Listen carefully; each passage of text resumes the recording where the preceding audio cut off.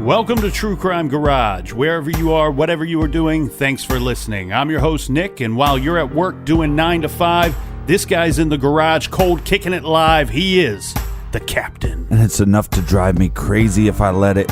It's good to be seen, and it's good to see you. Thanks for listening. Thanks for telling a friend. Thanks for telling your mother.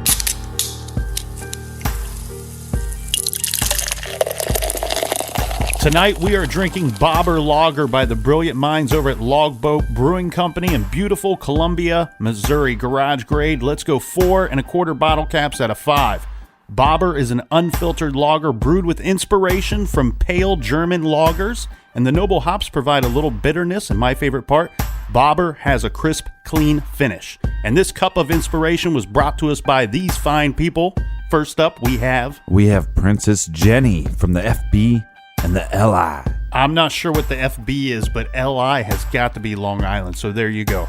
Next up, a big thank you to Candace and Joel in Little Rock, Arkansas. Candace and Joel say, rock your jib. Well, they're kind of getting aggressive with the jib. Next, we have Shannon up in beautiful Minneapolis, Minnesota. Like your jib. We got Peter in Hickston, Wisconsin. Remember, we said according to the USA Today, Wisconsin has several of the drunkest cities in the US of A. So, of course, they get my love and respect. So a tip of the cap to you, my friend Peter in Hickston. Well, we're coming after you, Wisconsin. Parts unknown. Raise your glasses. Unite.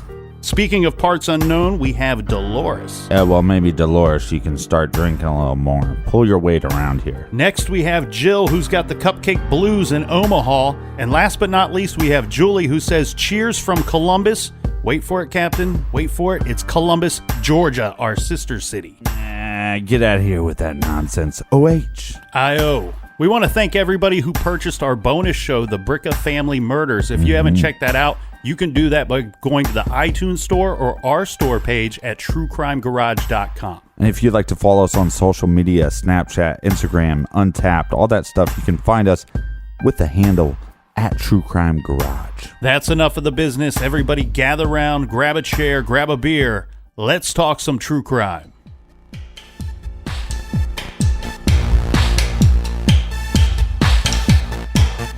They told me that I was being arrested for a homicide. What went through your mind at that point?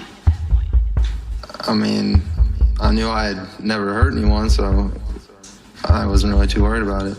I believe you testified on direct. You thought Chuck was an odd man. Yes. You think that's funny? I think he's an odd man, yes. You think that's funny? It's not funny.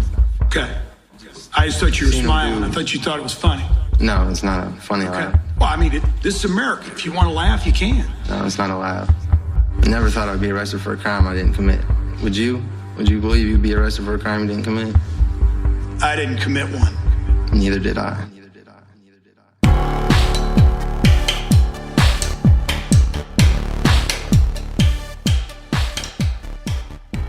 All right, part 2 of the Ryan Ferguson case. Yeah, well, there you go, Captain. You get to hear a few snippets and little pieces of the trial itself. I tell you what, I found parts of this trial to be incredibly fascinating. Right there in that clip, you are hearing the prosecutor, this is Kevin Crane, with some back and forth while Ryan Ferguson is on the stand. And that's Kevin's kind of loud, booming voice that he has that's perfect for a courtroom setting, kind of really trying to get under the skin of Ryan Ferguson, kind of picking on him a bit there. And I'll tell you what, the best way I could describe Kevin Crane, the prosecutor. He's arrogant. Yeah, but you know, the thing about him that I found strange was that he almost appears to be like an actor portraying a prosecutor in a movie or a TV show. Like the way he speaks, when he chooses to raise his voice and the way he kind of gestures at things and struts around the courtroom. You're right. He's very arrogant, but I get the it's like I'm looking at an actor playing a role, not a real life person. Yeah, he's a douchebag playing an asshole. So what ends up happening here is that we have the police and the prosecution. They end up offering Chuck Erickson a plea deal in exchange for his testimony against Ferguson at Ryan's trial. The trial doesn't take place until 2005. Now, along with Chuck Erickson's testimony, we also have Jerry Trump. Remember, he's the janitor working at the Tribune that night. Now, he states and he testifies at trial that he saw Chuck Erickson and Ryan Ferguson at the scene. He says that those are the two men that he said jumped up from behind Kent's vehicle when he called out into the parking lot that night.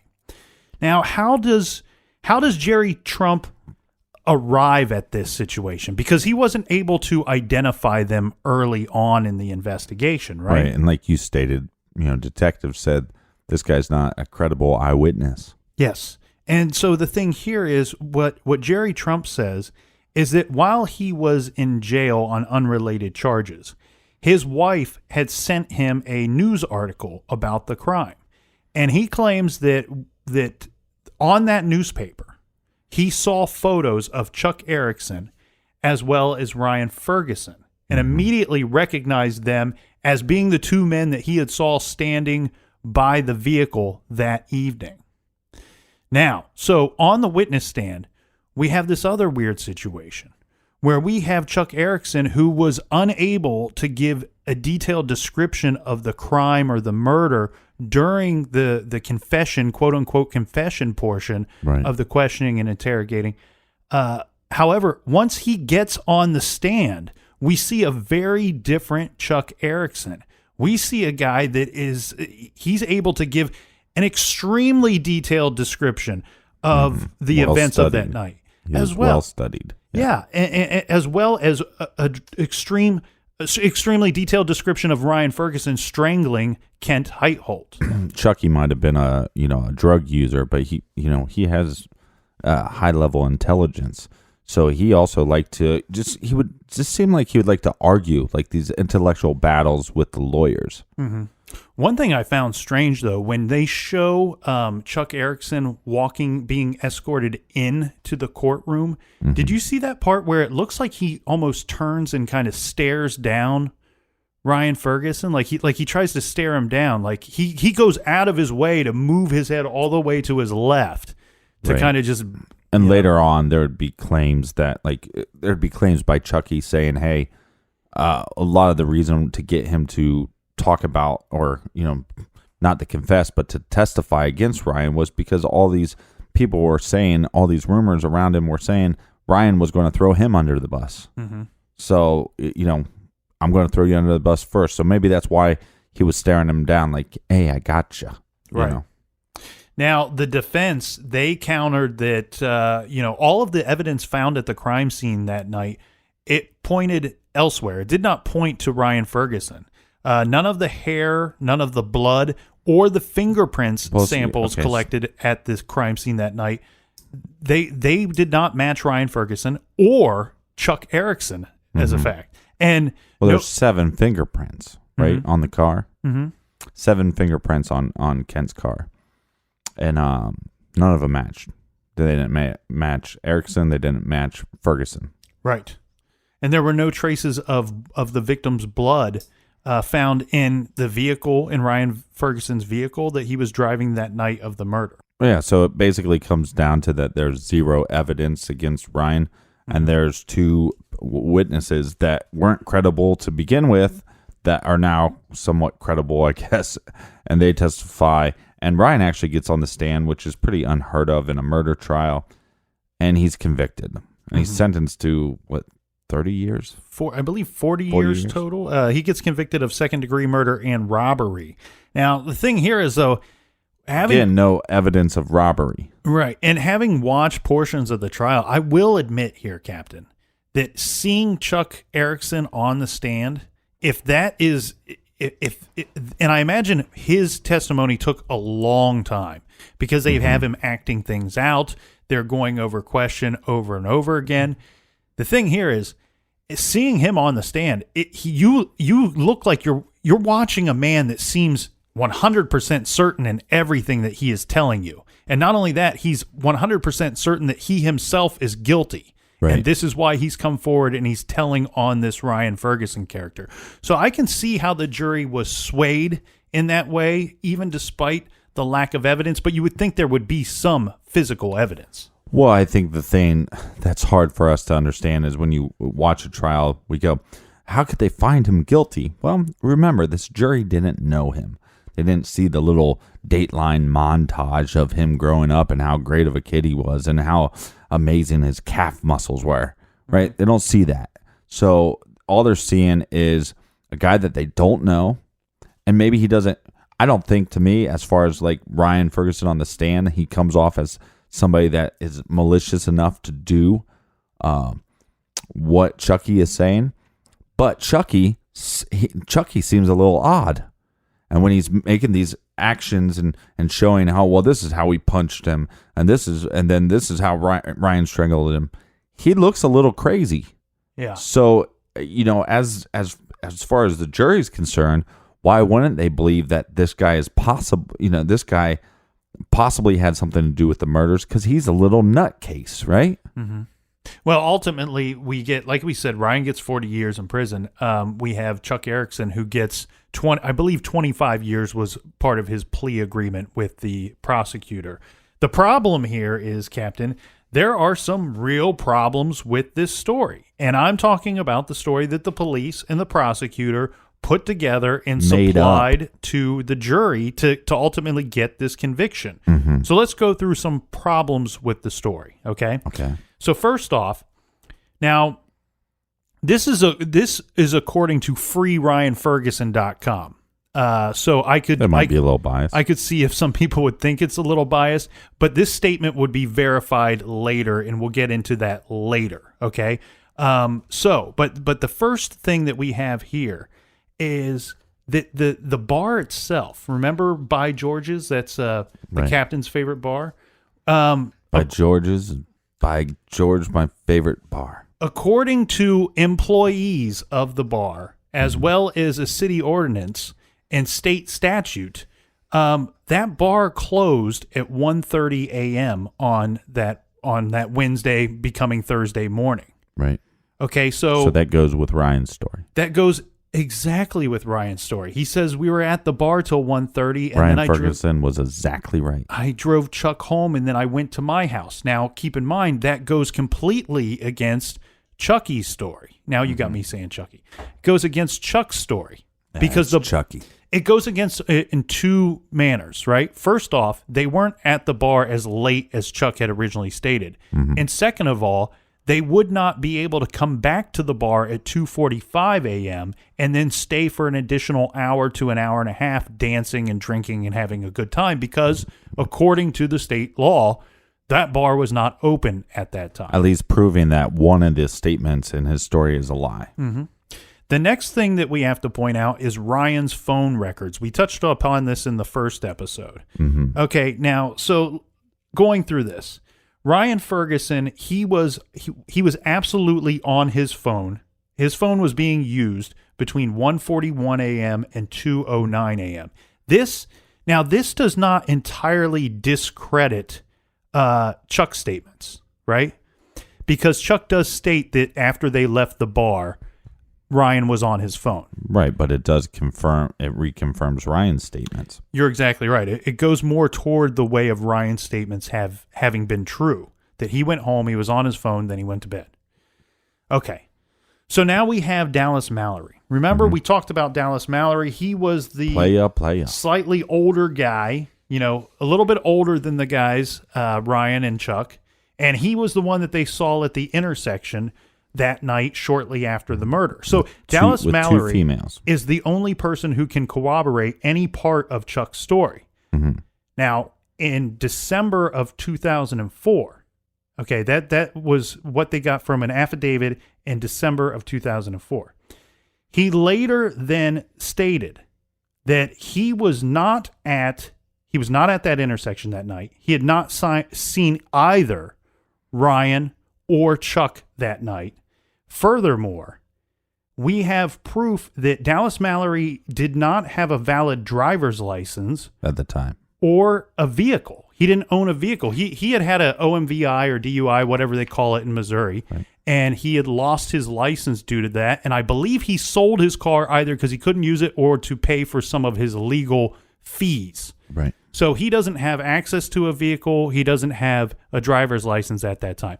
Now, furthermore, furthermore, the thing that happens here is, remember, Chuck was able to state that Dallas was wearing a police officer's uniform that night for a Halloween party. Yeah. Well, the problem with that is police say, there's your proof that Dallas Mallory saw those guys at that intersection. The problem with that is later the Ferguson family is able to prove that Dallas Mallory and Chuck Erickson were at one of the same Halloween parties earlier that night. That Chuck could be confused and he actually saw him at a Halloween party. I believe there's a photo of the two of them.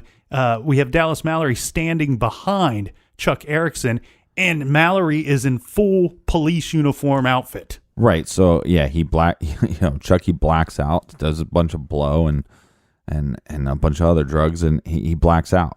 But he does remember seeing this guy at some point in Dallas, and he saw him at some point in a police outfit. So that goes with his story, but also proves that it could have happened at a different time. The other thing that's interesting is the fact that, he claims that Dallas stopped at a red light.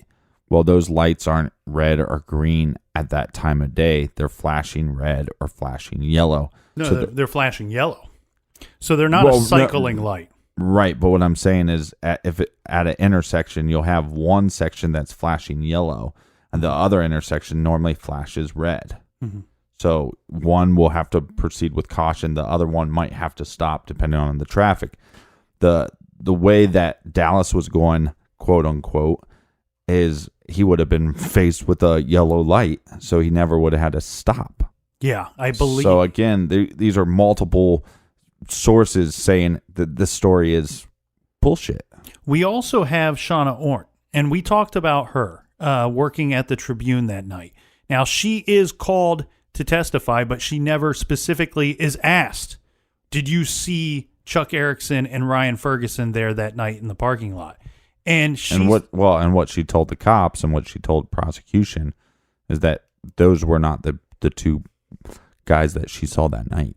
Yeah, and she would later state that's why Kevin Crane did not specifically ask me that question, because he knew I was going to say no. Those weren't the two guys that I saw. Right, but doesn't the defense get to have interviews with these witnesses and talk to them, and so they would know that if I ask her on the stand, can you point to the person that you saw that night in the courtroom, that she would say, and I can't because they're not here. Right. And that would have been huge for the defense. It would have been a big step in the right direction for the defense. And they talked a lot about how he would slow draw. Everything took forever. Well, and it did. And you know what I think a big part of that was, though, Captain? Lack of preparation. That's what it was. I think it's partly that, but I also think it's a bit of a surprise. I think that you had Erickson on the stand and you had Trump on the stand that were saying much different things, much more detailed things, pointing every arrow at your client. And I think it took him by surprise. I think it took the attorney by surprise. But you get a lot of this information. You know what I mean? You're handed a lot of this information. We also see a situation where they were not handed some information that could have helped their defense as well. So I don't know that I want to go out there and say you're handed this information. Whoa. No, but what I'm saying is that you have a list of these people, and you can have somewhat of an idea of what they're going to say, and you're listening. You get to cross-examine afterwards. So you know what I mean? So you do have time to prepare as it's happening. It's not like you're the first one asking questions, is what I'm saying. Mm-hmm. Yeah, and then we also have the possibility of a potential other suspect. Now, remember we went through the detailed accounts of that night before. We talked about a man named Michael Boyd. Well, he's not really investigated. He's interviewed, but not what I would consider investigated. Well, he should have been investigated because he was the last person to talk with Kent. So yeah, as far as we know, that he's admitting that he was either the last or second to last person to talk to Kent Heitholt that evening. Mm-hmm. And if you go by his timeline compared to when the 911 call is placed, that almost puts him standing next to or right by Kent at the time of his murder or very close to it. Well, yeah, and look, there's a ton of evidence and ton of speculation that's like they got the wrong man. But the fact of the matter is he's convicted and he's in jail and he's sentenced to 40 years. Now, Ryan Ferguson will eventually get to appeal this conviction, and they will have another trial. Some new things come to light at this trial, right? But unfortunately, we have a situation where the guilty verdict, is not overturned with this first appeal. Yeah, even though they brought up, tons of evidence, that shows that the detectives in the defense didn't interview, I think, 11 witnesses. That should have been called in the first trial. Right. Yeah, and then in 2009, we have a new character comes into the fold, right? We have high-profile Chicago attorney Kathleen Zellner. She decides to take on Ryan's case pro bono. And in 2012, well, her hard work and her investigators' hard work, it pays off because at this point, both Chuck Erickson and Jerry Trump, basically the two that together took down Ryan Ferguson and got that guilty verdict, even though there was no physical evidence, they got them to recant their trial testimony in statements given to both Zellner and her investigator.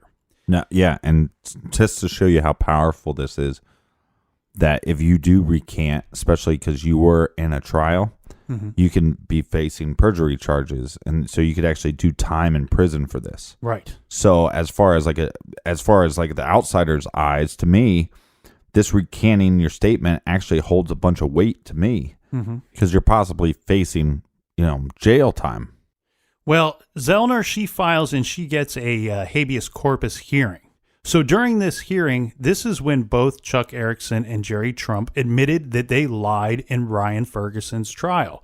Now, Chuck Erickson claimed that the prosecutor, this is Kevin Crane, that he had pressured him into implicating Ryan. Chuck testified in the habeas hearing that he does not remember the evening of the murder because of his heavy drug and alcohol use that night, and that he did, in fact, black out. Now, we also have the situation where you see Chuck, he comes forward and he originally says that Ryan had nothing to do with this, that Chuck was the one that single-handedly carried out this murder. Right. But in this hearing, he states that he has no memory of that evening, just like he told the police in his original statement. Now we have Jerry Trump, who recants as well. His story about his wife sending him the newspaper and him seeing the pictures of the two boys in there. He actually says that it wasn't his wife that sent him the newspaper. That he actually didn't see that newspaper until he was at Crane's office, and Crane had showed him the photos from the newspaper. And basically, right, which is basically stating that the prosecutor is helping me create the story to be an eyewitness, and that's illegal. Mm-hmm. Yeah, and like we said, Crane was in some of his own legal troubles at the time.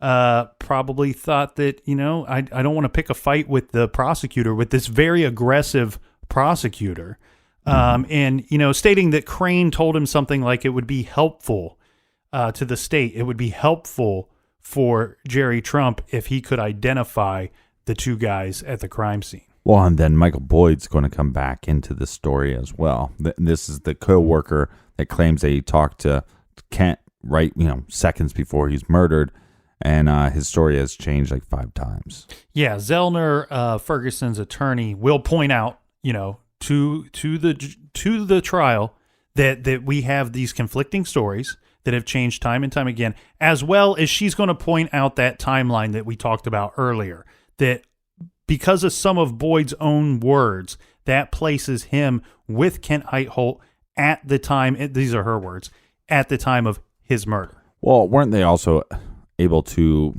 present evidence that proved that there was evidence withheld from the defense? Correct. Mm-hmm. Yes, this would have been some of those eyewitnesses that you stated that were called in this hearing. One of them being Kim Bennett. Mm-hmm. She was a person that was at the bar that night, at By George's that night.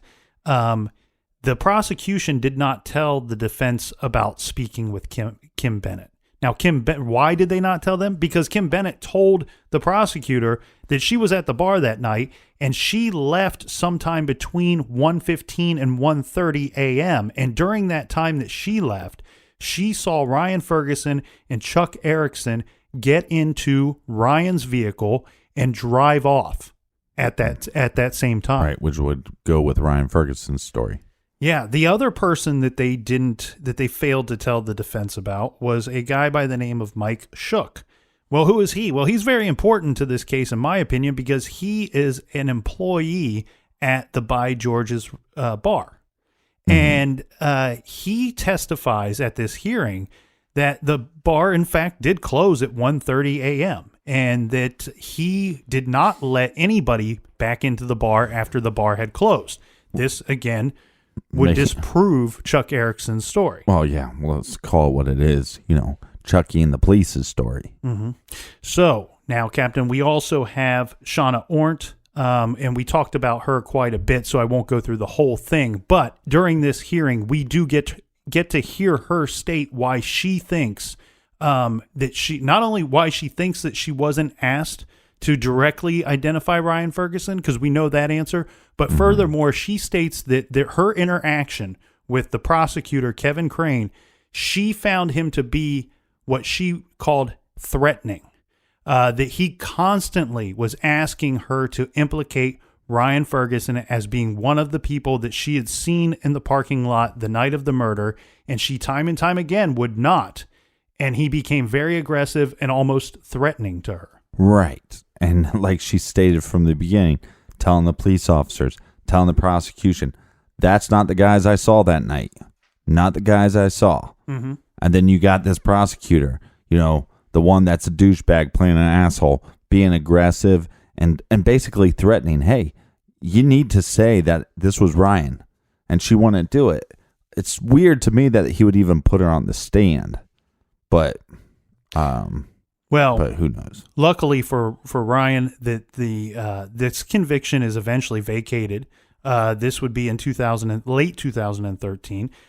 He was soon after released from prison and exonerated of all charges. Yeah, and this was a lengthy. We kind of skipped over it, but if we went through every single trial and every single appeal, there was a bunch of failed attempts, and probably a lot of that had to do with the fact that the prosecutor became a judge, and this is one of his big cases, and that would go against the whole system, saying the whole system's bad, that the cops are bad, the prosecutor's bad, and now the prosecutor's a judge, so therefore the system is failed. Yeah, so, and I'll tell you what, and I know that the conviction is overturned, but we're not going to finish there, because what I want to do next, Captain, after this beer break, let's go through this, because what happens here is we have a conviction overturned. Now this presents a whole bunch of other questions. What really did happen that night? So let's answer those questions after this quick beer break.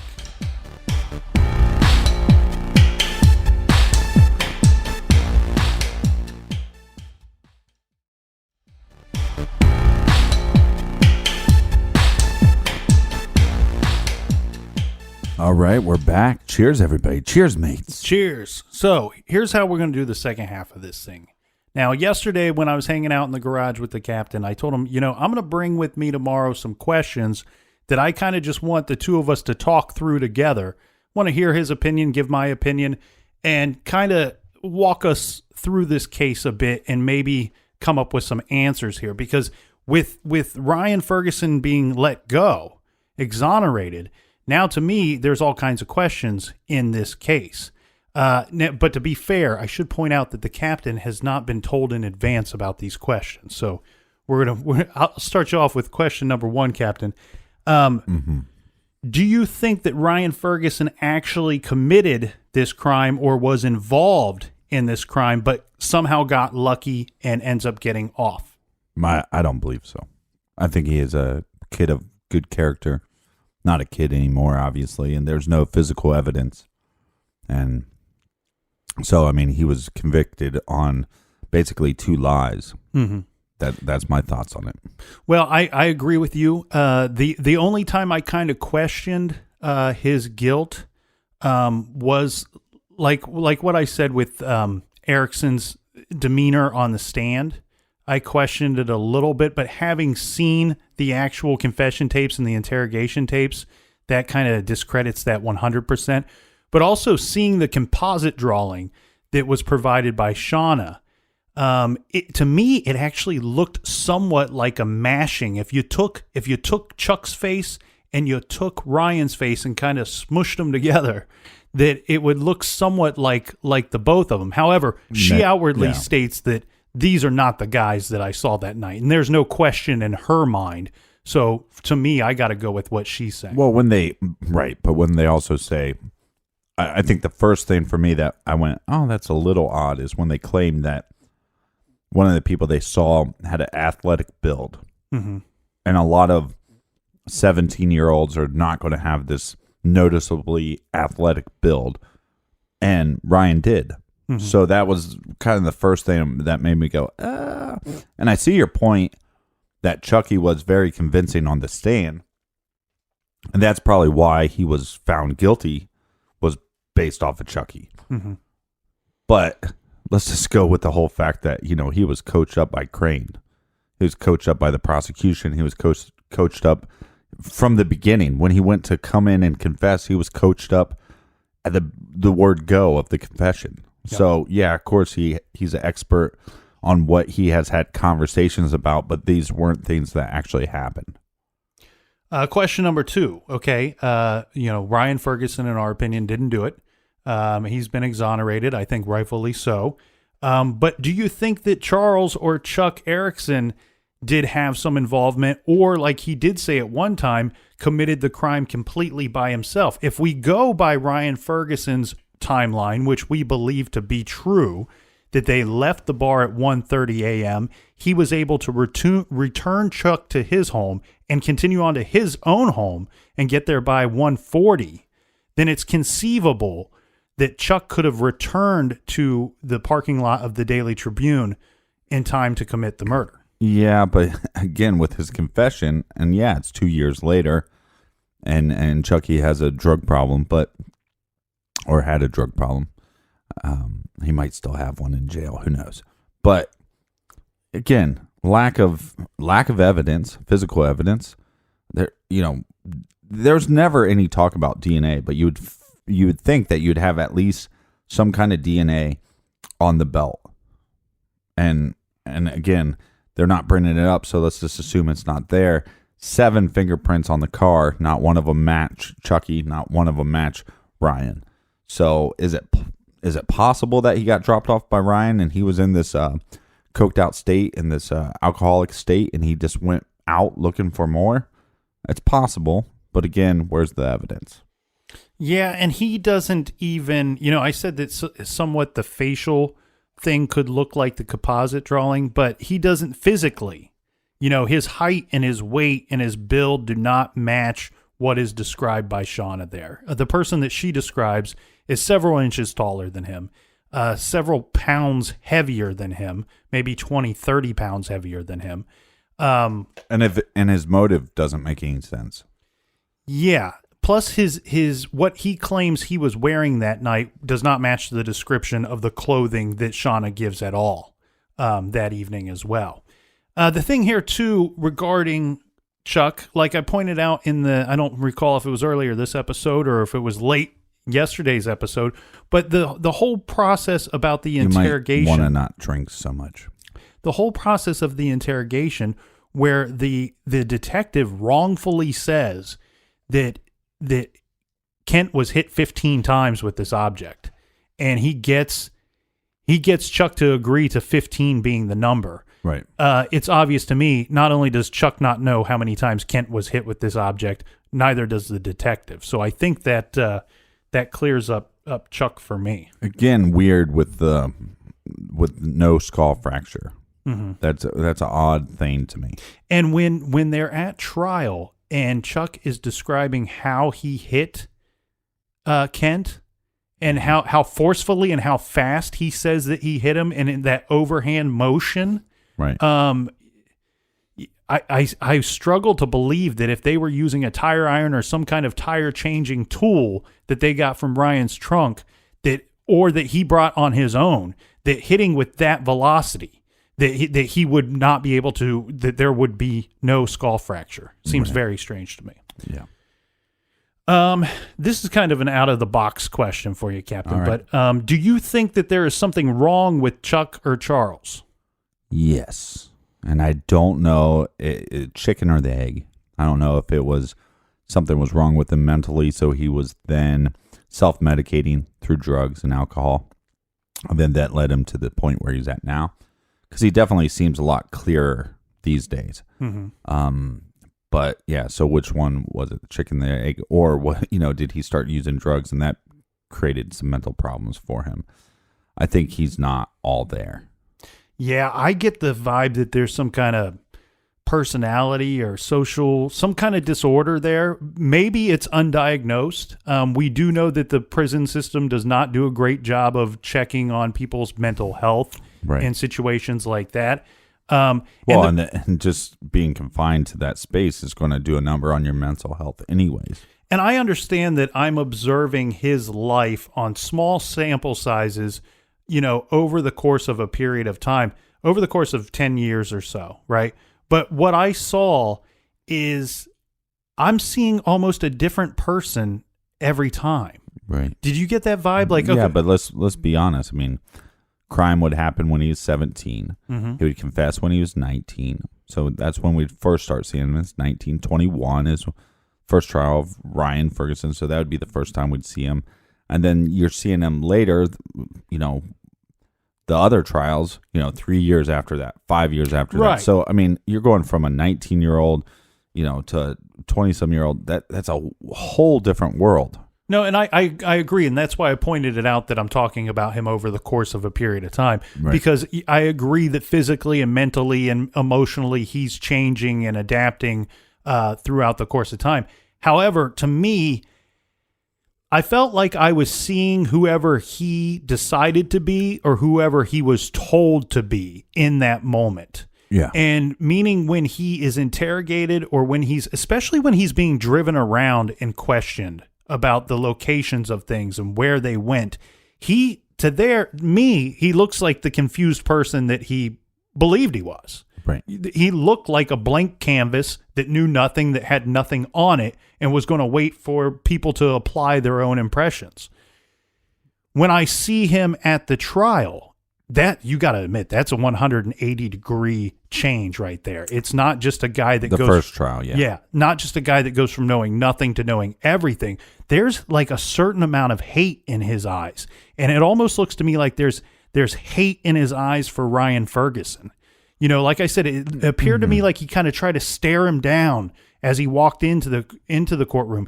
And as he was sitting there on the stands, you see somebody that's very aggressive. He can't wait for the prosecutor to get the words out of the prosecutor's mouth to start answering his questions. Well, again, but if that speculation is true and what he was saying is they have inmates talking to him, and I wouldn't put it past the cops going, hey, let's tell some of these inmates that Ryan's going to turn on him and we're going to get Chucky all nervous, right? So, maybe it was like, I know I kind of got us into this mess, and I don't really know what happened that day, but you want to throw me under the bus? Look, Chucky is not an idiot. He actually seems like he's actually a pretty bright guy. He likes to challenge. He likes to debate. Probably would have made a pretty good lawyer. But at the end of the day, he's a little nutso. So that little nutso turned into, I got to get this guy before he gets me. But while he's on stand, he seems like a man of conviction. You know what I mean? Of a man that said, I've done something wrong, and this is the only way I can make it right. And I'm going to go down fighting if I have to, but I'm going to make this right. Yeah, Chucky's so weird to me because one, you have this ridiculous story that doesn't make any sense, and you don't even have any of the details. And then you come forward, they hand you the details. Now this guy's in jail, you're in jail. A couple years later, you feel so bad because you don't know if Ryan was there, so you put the whole blame on yourself. Mm-hmm. And then that kind of helps out Ryan, but at the end of the day, neither one of you probably were there, and Ryan Ferguson's story is probably true. Mm-hmm. So I feel for the guy because, like I said, there is something off there. Definitely has some intelligence, but something is definitely wrong there. I agree, and I'm glad that you saw it too, because I was thinking maybe I'm kind of weird and just seeing something that's not there. But Well, you're weird. But I saw it again when he changed his story to that Chuck was the only one guilty, and then later when he changes his story back to, I don't remember anything of that night. I swear when I look at him and he says that the final time, I see in his eyes and I almost see his face of that 19-year-old boy again, of that blank canvas that just truly didn't know what was going on and is waiting to be told what actually happened that night. We should point out though, right, that Charles Erickson remains imprisoned. Yeah, which is it's a crime, man. It's a crime as much. Look, Ryan Ferguson is definitely the all-American boy. He's a good-looking guy. He's physically fit. Apparently, his calves are incredible. Incredible calves. I think he does like some fitness stuff now, like Spartan races and stuff like that. Smart kid. Seemed to always do the right thing. Was involved in athletics and stuff like that. And yes, Eric got them into this mess, but he's like the forgotten one. Oh, great, we got Ryan out. Okay, that's great, but we still have somebody convicted of this murder, and we all know, and the system knows, that Chucky didn't do this, right? So that's a crime in itself. And then you got to put on top of that, there's a victim in all this, right? Right. There's a guy that we don't know what the motive of his murder was. And it was a vicious murder. I mean, this guy was held down, probably had a foot on his chest, and somebody's choking the life out of him with his own belt. And Kent deserves better than that. And yes, I'm glad that the justice system, made wrong a right. And yeah, I'm sorry that Ryan had to spend time in jail. That's injustice. I believe so. But it's injustice that Chucky's behind bars. It's an injustice that we're not investigating the case to solve the murder of Kent. Yeah.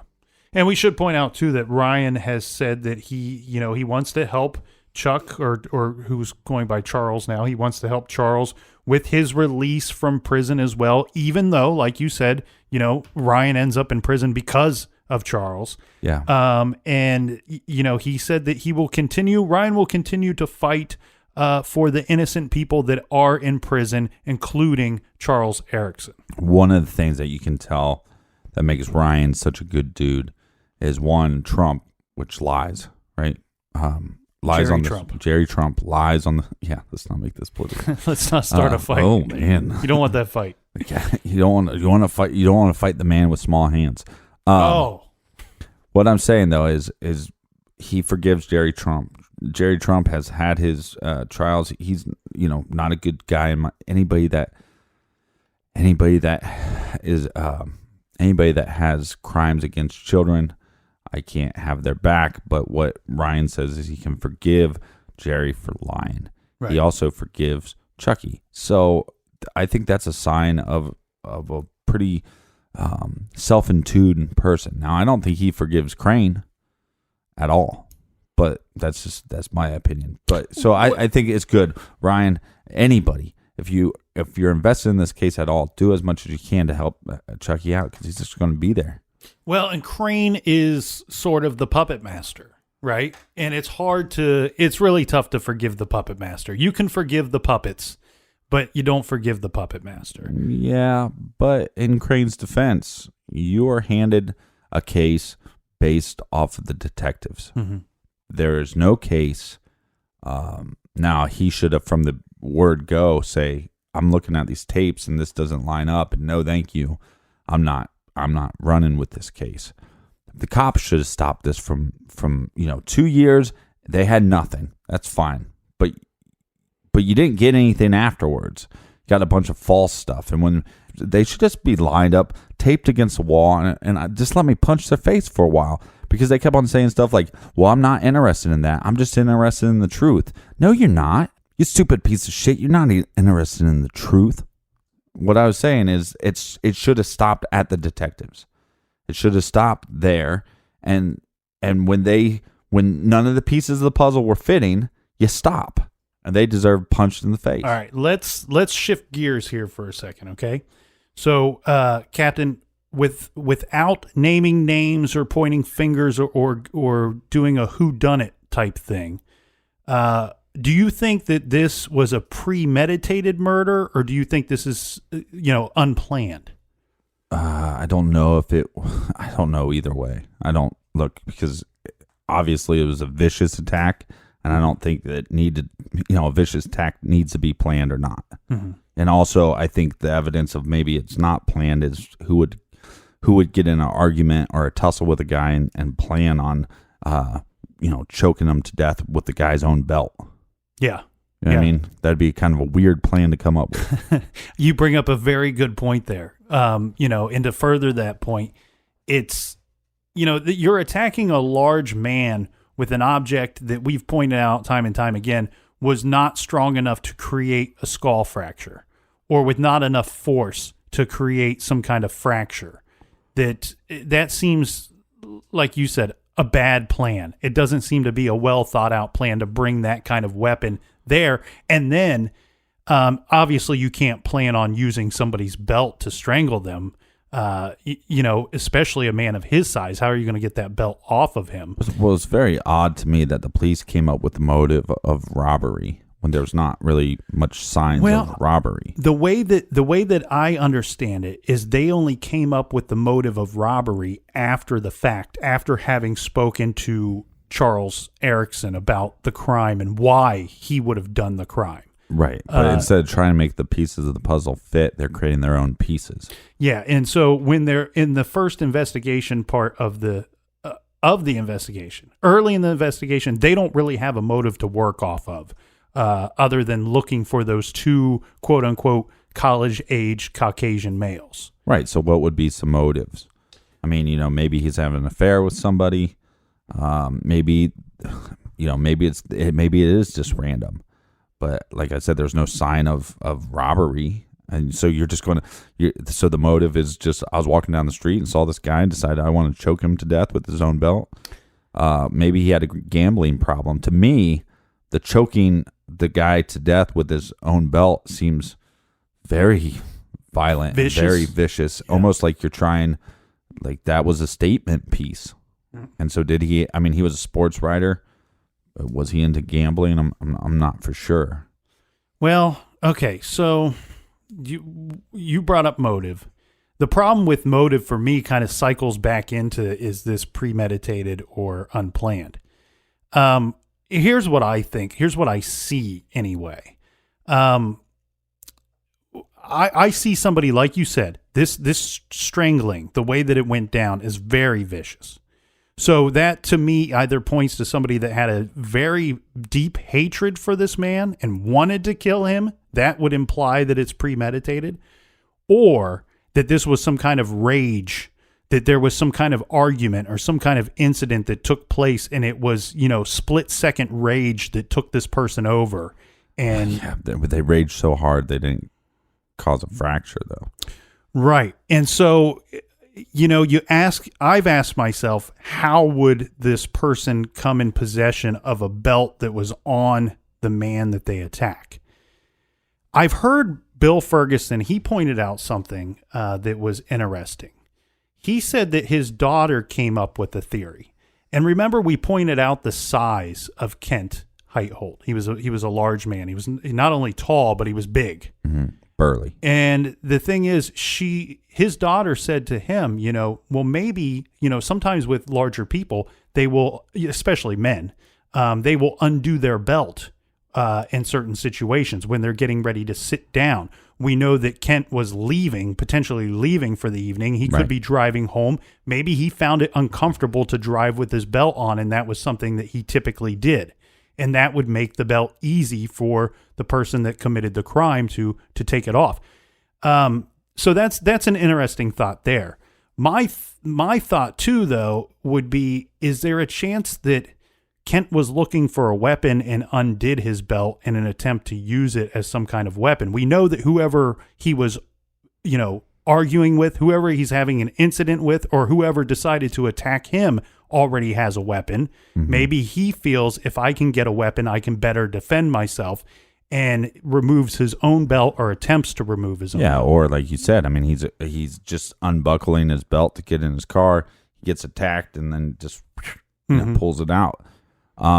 But I don't know. The other thing too is, like you said, we're not going to name any names, but we might as well. Well, we're going to have to. Well, Michael Boyd, right? We have to name Michael Boyd. But yes. but look, here's something that people should take a clue on. I think when Ryan was losing all his appeals, they needed to find the person, right? Yeah. They didn't have enough. They couldn't check enough boxes to get him acquitted on his own, that they needed to check the box of, oh, by the way, here's the guy that did it. And I think they went after him, and the media went after him. And yeah, he changed some of his stories. I don't know if he's innocent. I don't know if he's guilty. But here's what I do know is anything that once Ryan was released, anything when they're talking about this case, they don't mention Michael Boyd. And I think they do so for probably legal reasons. Mm-hmm. Because if you don't have a bunch of evidence, then you can't be naming this guy as this prime suspect if he's not. Well, and as we said, Michael Boyd was interviewed, but not, quote unquote, investigated. And, people that don't know much about this case are going to go, well, why was he not investigated? He was one of the last people to speak with the victim. Mm-hmm.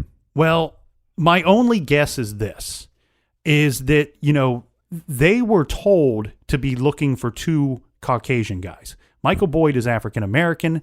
Therefore, and there's only one of him. Yes, and there's only one of him, so he doesn't become their immediate suspect. That's probably why he was not investigated early on. Now, I do want to throw this out there too at you, Captain, and I'm not going to comment on the competence of the police department or the detectives involved in this case, because I don't have a full understanding of their investigation into the murder of Kent Heitholt. I only have an understanding of the portions that involve Ryan Ferguson and Charles Erickson. Right. Okay? So during that, we have 2 years before we get to those guys. Now, one thing here is we have a parking lot. We have several employees inside the building. When you first look at this case, if you don't know anything about it, you kind of assume that maybe there's this one dude working all by himself, and he walks out into a dark parking lot in the middle of the night and happens to get randomly attacked. It's not so much that. We have a building that's got several people in it, in a parking lot that has portions that are well lit, and we have two very obvious security cameras on the building. Right. So what that would make one think is, well, those security cameras were not working. This guy's killed in a parking lot where anybody inside the building could potentially see the attack, first off. Anybody manning those cameras or watching those videos could potentially see or have evidence, video footage of who committed the murder. Mm-hmm. Who would know that those cameras were not working? Well, you would then assume it would be somebody working in that building. Yeah, because they know that the cameras weren't working. Yeah, and I hope. And I don't know that they did or did not, and that's why I won't comment on the competence on their competence regarding this investigation. But you have fingerprints, you have that hair. If those should be, and I hope that they were tested against employees that worked in that building. Well, and also the belt. There's going to be DNA. You would expect to see some DNA. There's at least touch DNA. Mm-hmm. So I'm hoping that they tested that against the employees that were working that night and have somehow cleared them. It'd be nice to know that if they've done that. We've not heard. But you're not going to hear anything about this because there's a guy that sits in jail that's accused of the murder. So this case is closed, my friend. They're not going to look into it. And I'm afraid you might be right on that. And also, look, it's Kent was a chubby white dude. Sports reporter. That's there's so many injustices here. Like I said, again, we can't speculate on the investigation, but they had nothing. So then you get a little bite and they ran with it, but they ran too hard, too fast, and they didn't do their due diligence, and they didn't view this as we need justice. We need truth, like they said. You need truth. And then they hand it off to a prosecutor trying to make a name for himself. And all the name you made, my friend, was shit stain. That's what you are. You're Judge Shit Stain now. And then you have two innocent kids that, have basically been locked up since they're 19. And then on top of that, again, if Michael Boyd had nothing to do with it, you have media running his name through the mud and making him look like he's a piece of shit. And we have really no evidence of that, because did they test his fingerprints? Did those match? Was there DNA? Nobody knows. So that's an injustice. And then at the end of the day, we got Kent. That, somebody's locked up for his crime, so nobody gives a shit. Mm-hmm.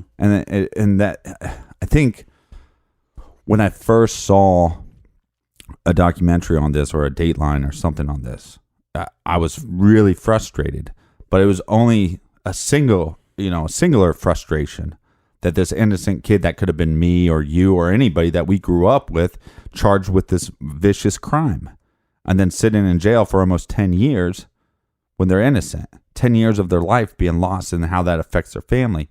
But now, I don't know how many years later after seeing that documentary, it's like my frustration has grown with that whole system. And there needs to be bigger checks and balances. Like I said, there needs to be, if a detective is going to interrogate, if the detective is going to make up falsities or give out details that they shouldn't give out, that makes the confession null and void, there needs to be better checks and balances.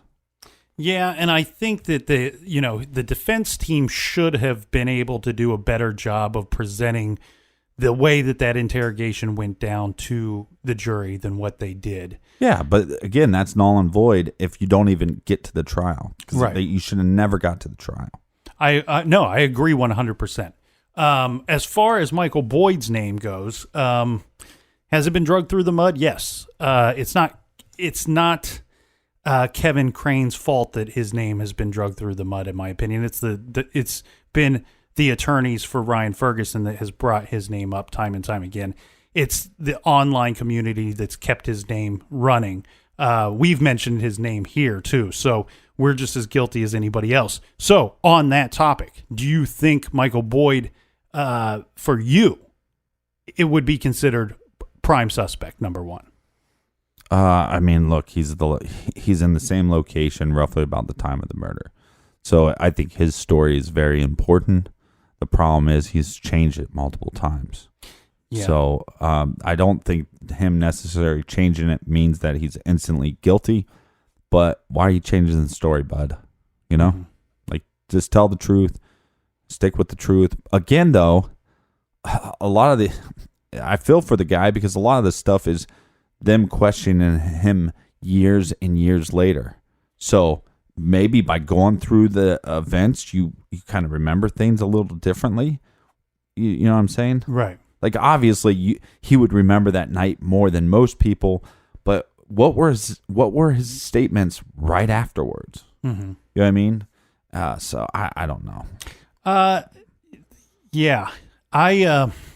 For me, I don't know that I would put him as my number one suspect. I don't have a number one suspect, to be honest with you. He would be somebody, a person that I would want to talk to. Yeah, more. Of interest. And he might be able to lead you down the right rabbit hole. And I think you have enough evidence that was collected at the scene to either clear him or maybe bring up charges on him. The thing that I can't get over, though, is there was a blood trail that led near the alley or all the way to the alley from the parking lot. Mm-hmm. Okay, so a couple issues with that blood trail. One, could Michael Boyd have potentially left that blood trail? His car was parked somewhat in that area. It's possible. It's possible. But the way that I've heard this blood trail described, I've never seen pictures of it. So I don't want anybody to go crazy on this. Mm-hmm. But the way I've heard it described was that it was a mess of a blood trail, which would imply to me that it was created by more than one person.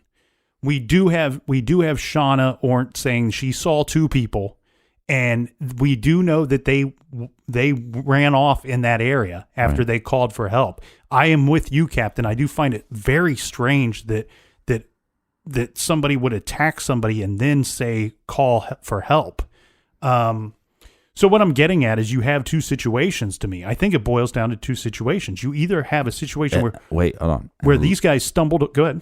I was just going to say, unless it's one tacker and two guys were walking up and they came up to help, the guy runs off, and then all of a sudden you're going, "Hey, call for help!" And then you're like, shit, we got to get out of here. Yeah, and you've gotten blood all over your shoes at this point, and you've taken off. Right. Maybe you have a prior, or, and you were just trying to, look, it's different. If you've been behind bars before, you might go up to help somebody and the cops come and you go, hey, shit, I'm out of here. I'm not messing with those guys again. Well, and if you see the way that they handled the Charles Erickson, Ryan Ferguson situation, that does not inspire you to come forward at any time soon and say, I was there and I stumbled upon this guy. He was attacked. I told them to call for help, and then I left because I was drunk or because I didn't want to be in the area when this thing went down, right. Or I was afraid. I was afraid that whoever did this was still lurking in the parking lot. Right. The big problem I have is something that you asked earlier, motive. I struggle to find a motive for Michael Boyd to have done this, as well as I struggle to see any motive at all for this to have taken place. From everything I read about Kent, he seemed to be a great guy, well-liked at work, well-liked in the community. I know we don't know much about these people when we look into these crimes. We only get to see little snippets and little small sample sizes of their life. But I struggle to find any kind of motive here. This almost seems to me as some kind of random, crazy attack. And I think that is a big problem that has hindered this investigation, that there is lack of motive. There is lack of reasoning and why anybody would commit this crime. Yeah, again, I mean, like being involved in sports, I'd want to know his background if he had any gambling problems there. So, I mean, to me, that would explain how vicious of attack it was, and it would explain why they used his belt.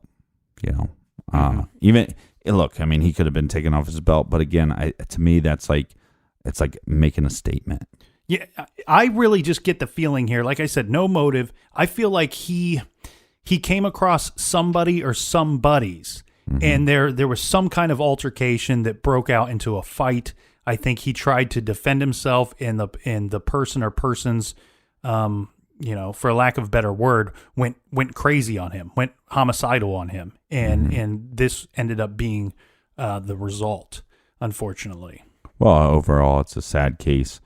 It's sad for Ryan and his family. I think it's sad, again, for Chucky, and I hope Ryan does stick by his word and tries to help him as much as he can, because I think he has the loudest voice and the biggest platform of anybody on this case. And look, I'm all for good police officers, good detectives, good prosecutors. I want to believe in the system, but time and time again, you'll see these cases where the system fails all of us. It didn't just fail Ryan, it failed everybody involved, and then it essentially fails us.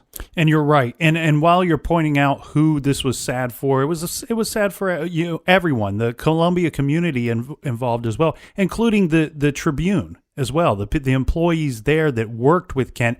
But as you were touching upon, Captain, it was a sad display for our justice system as well. It failed us that day. It failed Kent, Ryan, and Charles Erickson as well. And I also do want to reiterate that, we have Ryan stating that Charles has his support, that he has Charles's back. He's going to continue to work to get some of these people out of prison that are innocent, including Charles. We also have the Ferguson family, who has offered a $10,000 reward for any tips that would lead to solving the murder of Kent Heitholt, which I think shows the compassion and as well as character of the Ferguson family.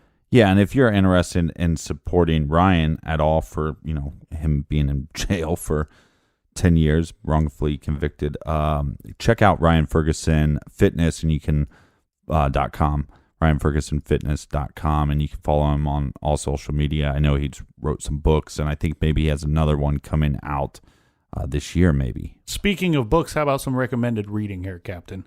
This week we are recommending Queen City Gothic, Cincinnati's Most Infamous Murder Mysteries by J.T. Townsend. I've met Mr. Townsend once, brilliant guy, great writer. We had a little Zodiac Killer debate. But anyway, Queen City Gothic is fascinating. It's a fantastic book, and J.T. Townsend takes us on a sinister journey through 13 cases which took place in Cincinnati, Ohio between 1904 and 1971, including the Murder Zone Killer, the Bride in the Casket, and Terror in the Gaslight District. If you like Ohio criminal history or just cold cases in general, then you must have Queen City Gothic in your home library. And you can pick that up and add it to your library by going to truecrimegarage.com and click on the recommended page. We have our Amazon banner on there, which you can use to purchase any of the books or movies that we have listed. We will see you back here in the garage next week. Until then, be good, be kind, and don't litter.